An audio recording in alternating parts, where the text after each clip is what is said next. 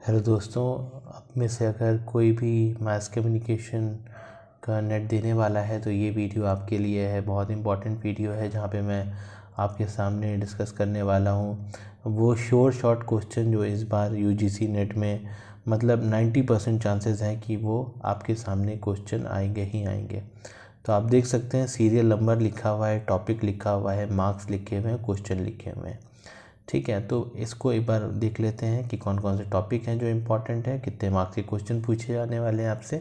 और एक चीज़ और है कि ये जो है ये पार्ट 1 है, पार्ट 2 भी मैं बहुत जल्दी लेकर के आऊँगा। तो चलिए एक बार देख लेते हैं कि क्या क्या इम्पोर्टेंट रहेगा इस बार के यूजीसी नेट के लिए। तो देखिए, सबसे इम्पॉर्टेंट और फेवरेट टॉपिक जो है वो मास कम्युनिकेशन थ्योरी मॉडल है। आप यहाँ से कम जो है वो 5 से 6 क्वेश्चन एक्सपेक्ट कर सकते हैं।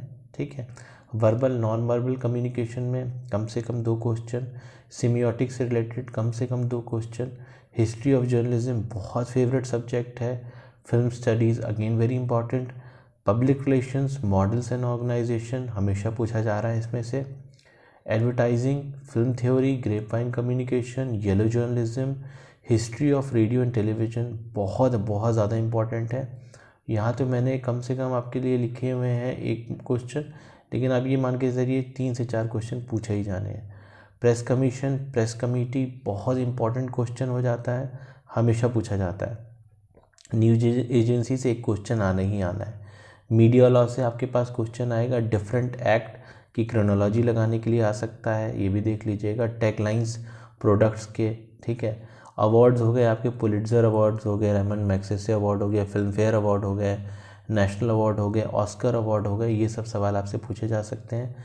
Parachute journalism, development and journalism आजकल बहुत ज़रूरी हो गया। कन्वर्जेंस जर्नलिज्म आजकल बहुत चल रहा है, हमेशा पूछा जाता है।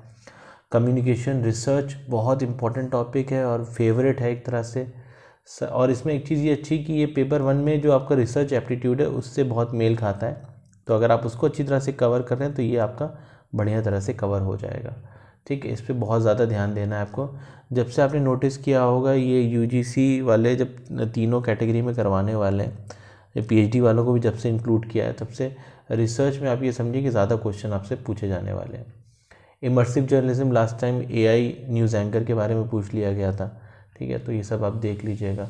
ओटीटी प्लेटफॉर्म आजकल बहुत तेज़ी से आगे बढ़ रहा है, हो सकता है क्रोनोलॉजी पूछी जा सकती है।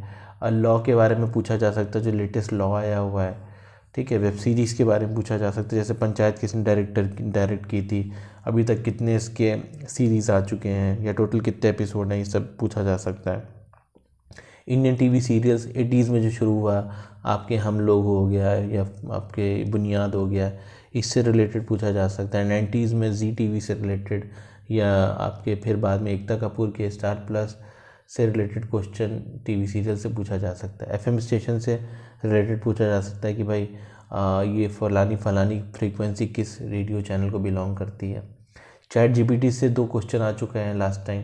एआई और रोबोट हो सकता है इस बार जेमिनी के लिए पूछ लें, ठीक है, या को पायलट के लिए पूछ लें, तो आप थोड़ा सा उसके बारे में देख लीजिए कब शुरुआत, किसने शुरुआत की। जैसे को पायलट आपका माइक्रोसॉफ्ट का प्रोजेक्ट है, ठीक है, जेमिनी गूगल का प्रोजेक्ट है, तो एक बार देख लीजिएगा कब इसके इस्टेब्लिशमेंट है। और प्लस आप ये भी देखते रहिएगा कब कौन सी नई चीज़ ये रिवाइज़ कर रहे हैं, कौन सा नया वर्जन आ रहा है। या जैसे जेमिनी का पहले नाम शायद बार्ट था, ठीक है, एक बार चेक कर लीजिएगा। तो ये सब भी आपको ध्यान में रखना है, क्या कुछ रीनेम हुआ है कि नहीं हुआ है, तो ये सब आपको पता होना चाहिए। आईबी मिनिस्टर मतलब information broadcasting minister, law minister, ठीक है। तो ये आप मुझे कमेंट सेक्शन में बताइए कि इस वक्त आईबी मिनिस्टर और लॉ मिनिस्टर कौन है, ठीक है। और साथ ही साथ मैं आपके सामने बहुत जल्द पार्ट 2 लेकर के आऊँगा। Best of luck for your UGC net examination. Thank you.